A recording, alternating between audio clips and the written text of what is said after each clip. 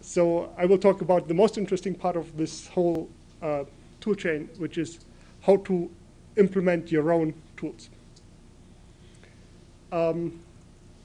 So how to extend this with your own idea, with your own preprocessor, with your own algorithm, even with your own type of biometrics.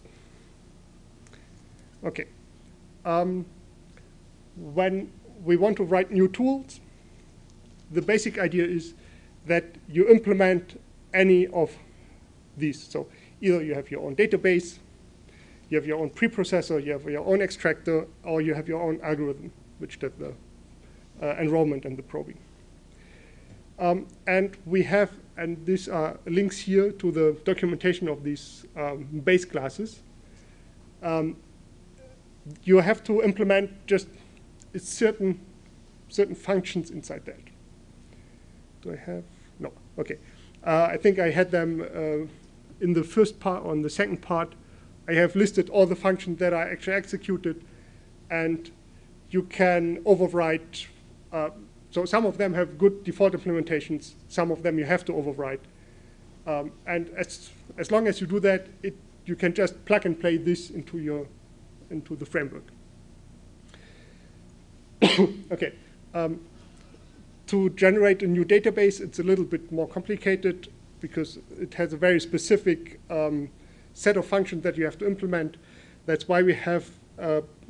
That's why we provide a so-called file list database, where basically you specify in file lists which elements to use for in the training set, in the enrollment set, in the probe set, development set, evaluation set, if you want, and so on.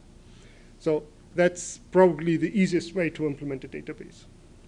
And the rest is relatively straightforward. So we have done some of these extensions once we were using the CSU face recognition resources, which were developed here at CSU, which provide two baseline algorithms. The local region PCA and the cohort LDA, which is basically an LDA on color channels. And inside the CSU face recognition resources, they have evaluated that on the GBU, the good, bad, and ugly database. And that was the only database that you can actually run these algorithms on. And we have written small wrappers for these tools. We have written a preprocessor that uses in the background the preprocessing from the CSU face recognition resources. We have defined an extractor which extracts the features as they would have been extracted in the CSU face recognition resources. And we have provided an algorithm, or actually two algorithms, that do LRPCA and LDA-IR.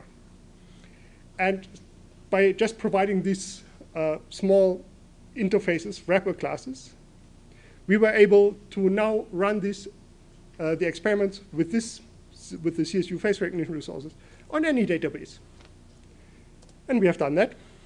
And that was actually the first paper published on this toolchain, on the biometric packages, which in 2012 was called an open source framework for the standardized comparisons of face recognition algorithms, where we have shown that on the GBU dataset, so we have compared the LDA-IR algorithm, we have used local Gabo binary pattern histogram sequences, a Gabo graphs, and an ISV algorithm, and we have shown that on the GBU dataset, really, LDA-IR was very good. But then we did that on another dataset, and we found that the LDA-IR algorithm was actually considerably much worse than any of our baseline algorithms. So this algorithm was designed for this specific dataset, and it didn't work for any other dataset. At least not that we have tested. We have also written an extension that allows you to use the face recognition algorithm that you have for videos by saying we extract, so we take the video just as a collection of images. We have implemented a frame selector, which selects the frames from the video. So, because when you use all of them, it might take too long. This is currently just a simple implementation, which takes like every 10th frame, or you can specify a number of frames that you want, and it will separate the video into that. But you can also use like a quality measure to take only the highest quality frames that you can find by defining some type of quality. And then we have defined a frame container, which is basically a collection of frames that belong to one file. We have a preprocessor wrapper, which takes every frame and applies a preprocessor, where the preprocessor can be anything that we have defined before in the Bob Bio framework. The same for the feature extractor. We have defined a wrapper where you can just say, okay, any type of features that we have, extract them from any frame that we have. And then the algorithm wrapper is exactly the same, so we can apply any algorithm and use that with on the videos.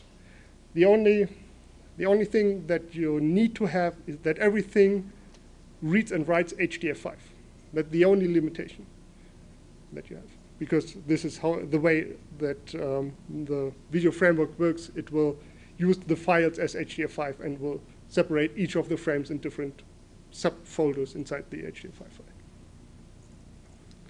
Okay, and an example file using GMM on a video would be we import Bob Bio Face, Bob Bio Video, and we take one of our video databases, which is mobile video, and with the mail protocol, and we use our wrapper classes. The preprocessor is a wrapper that wraps the face detect and says we want to have 20 frames which are spread all over the video. The extractor is a wrapper that wraps the DCT blocks extractor. And you can see here we are using a resource, and here we are actually instantiating a class. So even that is flawlessly. And then the algorithm is the GMM algorithm, which just uses the GMM as base algorithm and uses all frames that have been selected before. And then you can even use our specialized verified GMM PY script and run that, and it will work. But that's not what we are going to do today. And so we have done that experiment on the Mobio dataset. Mobio is also collected at EDIAP. It's a mobile biometrics dataset, which was actually collected with a smartphone. So the images were collected with a smartphone. Videos were collected, and this also contains speech signal so that you can do speaker recognition at the same time. And we have done some experiments on that, which we have published in last year in a book chapter, where we have generated, where we have taken 1 frame, 3 frames, 10 or 20 frames of the video and checked how well we can apply our face recognition algorithm on this video. But what we have found is that when we take the single image with hand-labeled annotations, we are still better than, so first of all, we improve when using more frames, but we are still better when we have a single image with hand-labeled annotations. And this, the COTS, is actually a commercial off-the-shelf algorithm, which I'm not allowed to name, but this had a C++ interface, and the only thing that I did was writing some bindings to some of the functions in that interface, the ones that were required to do the face so to do the feature extraction and to do the face the feature, the comparison. And I have no idea what algorithm they run in the background. It's a black box. Just used it. I implemented the wrapper and I can compare that to any other algorithm that we have on any other database that we have. Okay. Now, what we want to do today is we want to use deep convolutional neural networks and use them as a feature extractor.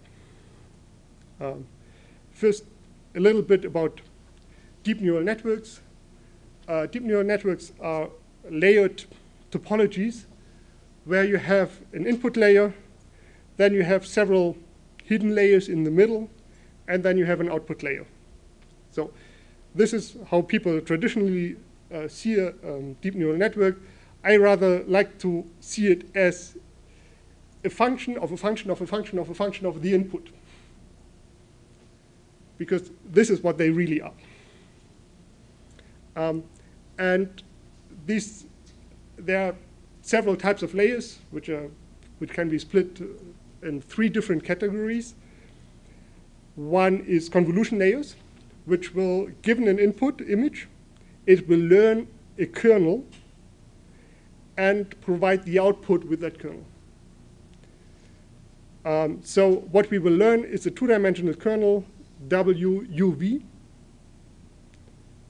Actually, it's 3-dimensional, but OK. So this is one of the layers. The second type of layers is the fully connected layer, where you have a 1D input and a 1D output. And what you learn is the weights, so the linear projection weights, basically. And the third type of layers I summarize them as activation functions. They are different things that you can have there. You can have pooling layers and some other layers as well. But usually they don't have weights, and they just apply the same function on each element of the output and provide them as the input for the next layer. OK. And the image that I have shown before, this one, is a really simple architecture. What people use nowadays is a bit more complicated. For example, this VGG phase network, or VGG network in general, which we will use. This has like 1, 2, 3, 4, 5, 6, 7, 8, 9. So a lot of convolution layers, some pooling layers. They don't even show the activation functions in here. And they have 2 fully connected layers and an output layer. And this output layer actually will correspond to the identity that they are trained with. OK. What convolutional neural networks do is to train them, to adapt the weights, you have a set of training images and a set of labels. Usually, when you have a softmax function, these labels are the identities of the subject that you want to train on for face recognition. And you have a specific loss function, which says how much does the output of my network deviate from the training signal that I want to have. And then you backpropagate this to the input, and I will come to that, to adapt the weights. What usually happens is you have a unary label representation in the output,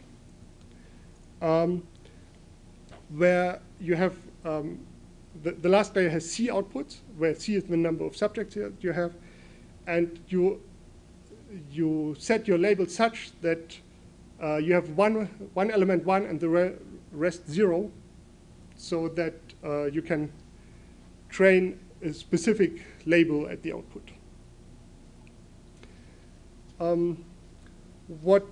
Now we have the input image and the label, and we want to compute the changes in the weights according to the difference between the output and the target value.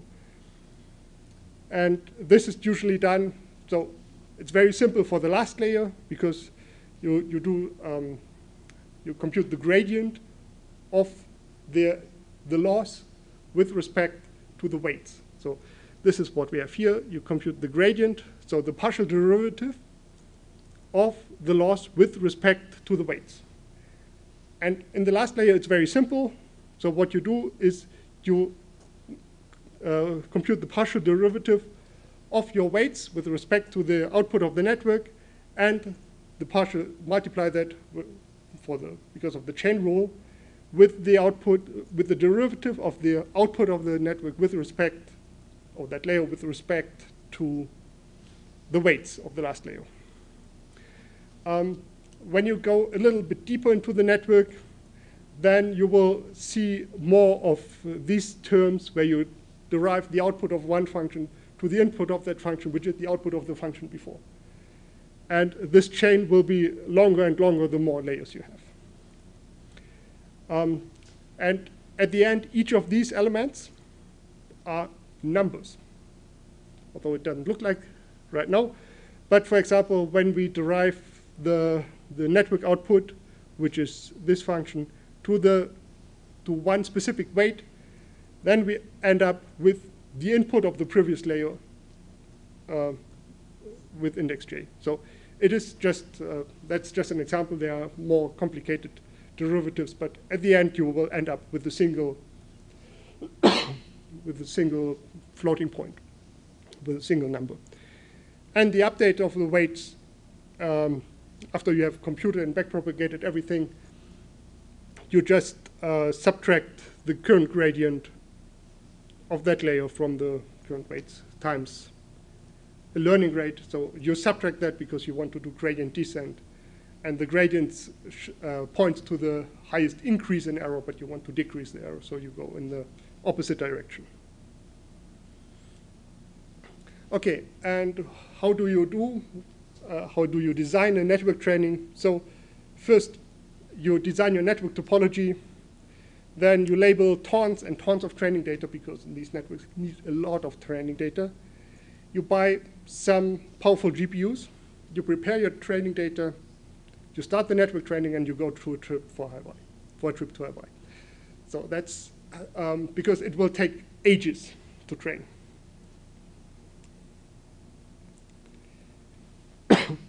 That's why we are, yes?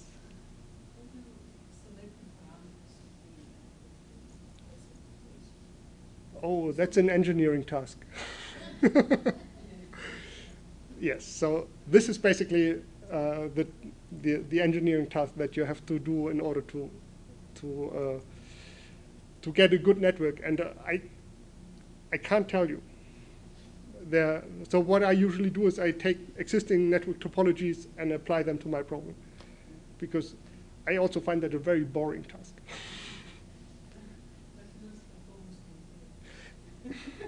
Yes.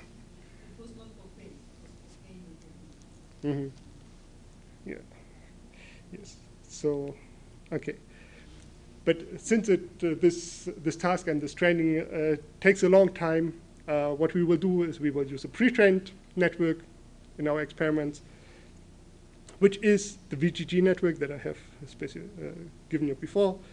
It has an image resolution of 224 by 224 as the input in RGB color values. And it provides a feature vector, a deep feature of 4,096 dimensions. And this network was trained with like around 1 million images of 2,600 identities. So collecting this data already took a long time, and labeling and getting everything correct. I think collecting is not the biggest part, the labeling is. So what the people, Paki et al., showed in their paper is that they used another training step on top of the deep features, which is the triplet loss, to get better feature representation, but that's something that we currently, today, we do not do. We just take this 4096 dimensional feature vector and work with that. For that, we will use the CAFE framework, which you can find here, and which everyone has installed in one or the other way right now.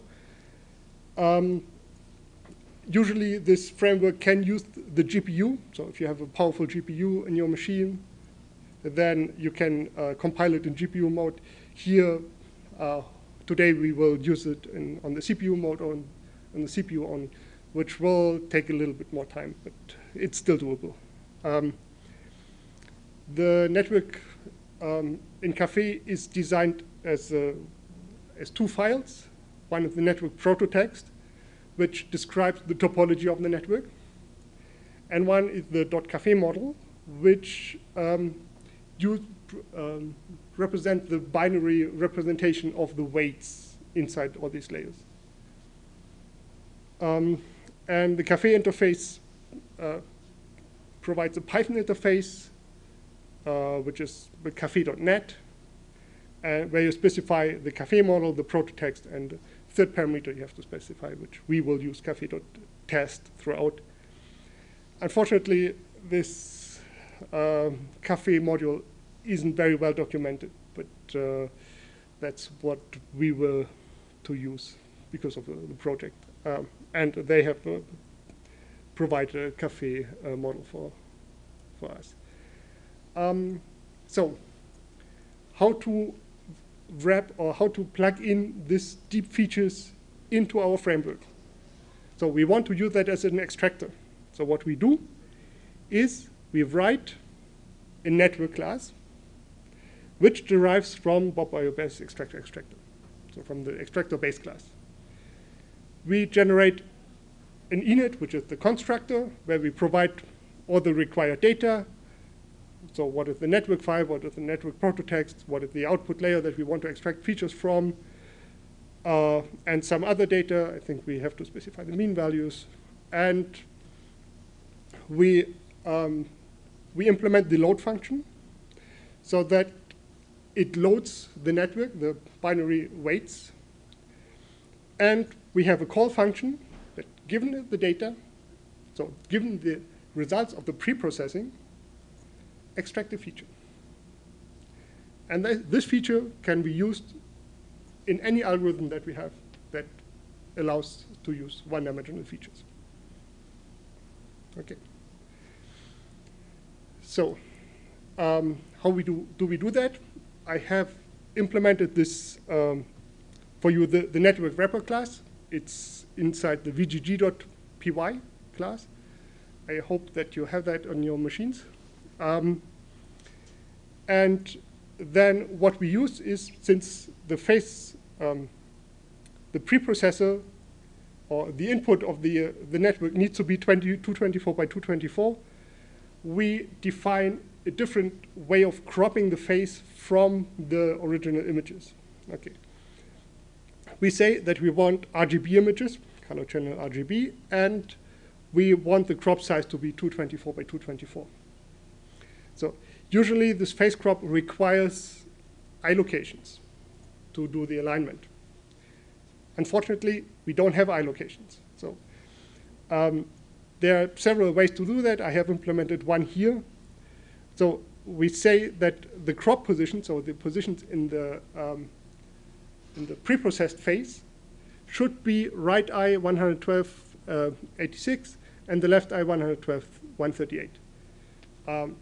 Be careful, this is YX order, so we have a Y location of 112 and X of 86 and not XY. So, and here we say, since we don't have eye annotations, we say, okay, we take the one, we assume that they are fixed, so that we have aligned images before and we just need a different alignment on that. And we say that these fixed eye locations are at 50, 26, 50, 64. Okay. And since the VGG network requires float 32 features, we extract them already in float 32. And then we initialize our network. And as you can see, this is not inside the Bob Bio framework, face framework, but it's local. So this is what we currently have implemented. And we parameterize that with the Café model, with the prototext, that we want to have FC7 features, and that these mean values we take from the description of the of the paper that we need to use these. All right, and then we can use that in the Bob Bio framework. That's it. So we use the AT&T database as before. We pre-process the color images as we have seen before. We extract the VGG features, and as the baseline, we take Euclidean distance between them. Okay? And then as some basic experiments, I would like you to try out different distance functions. Maybe different output layers isn't not that interesting. And as advanced experiments, okay, use a different algorithm. Use PCA or optimize the face alignment by maybe even trying to locate the landmarks, or maybe even implement your own algorithm on top of the deep features that, for example, enrolls a model by averaging the deep features and not just storing it. And when you do that, and I have promised you to see 100% here, the default GMM algorithm gets a 100% recognition rate, rank 1.